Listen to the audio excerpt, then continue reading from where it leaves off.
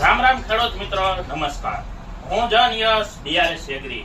આપણી યુટ્યુબ ચેનલનું નામ છે ખેડૂત ખાતેદાર અને આપણી દુકાનનું નામ છે રવિ રાંદલ એગ્રો સેન્ટર પડધરી, તાલુકો પડધરી, જિલ્લો રાજકોટ.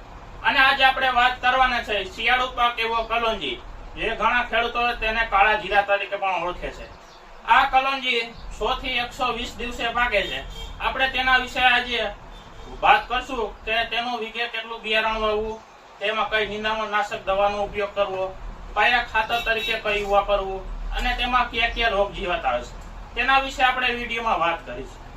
કલોંજી 16 વીઘાના ગુઠા પ્રમાણે આપણે 1 કિલો લેખે બિયારણનું વાવેતર કરવું જોઈએ. કલોંજી આપણે કેરામાં 7 હાર કે 9 હાર કરી શકીએ છીએ.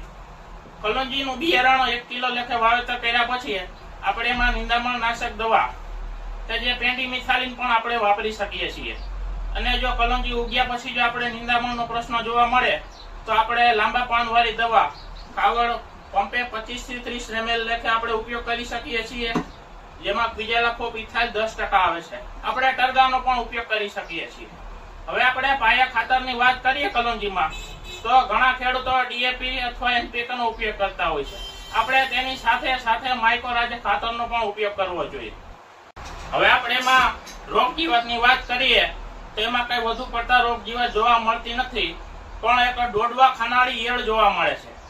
તેનું નિયંત્રણ કરવું ખૂબ જ જરૂરી છે. તેના માટે ઈયળની દવા પ્રસ્થાન પ્રતિ પ્રમ 10 ml ના લેખે 2 વખત છંટકાવ કરવો જોઈએ, જેથી ડોડવા ખાનારી ઈયળનું નિયંત્રણ થઈ શકે.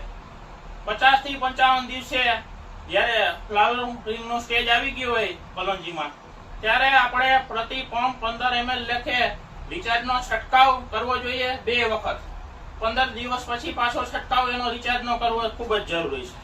કલોંજીમાં બીજો કઈ રોગ જીવાત જોવા મળતી નથી. કલોંજીનો ઉપયોગ આયુર્વેદિક તરીકે થાય છે. તેનું માર્કેટ યાર્ડ આપણે રાજકોટમાં પણ વેચાણ થાય છે અને ગોંડલ માર્કેટિંગ યાર્ડમાં પણ આપણે વેચી શકીએ છીએ. તેનો ઉપયોગ આયુર્વેદિકમાં થાય છે. અને આપણી યુટ્યુબ ચેનલને ઘણા ખેડૂતોએ સબસ્ક્રાઇબ નથી કરી તો તેને સબસ્ક્રાઇબ કરી લેજો. રામ રામ ખેડૂત મિત્રો.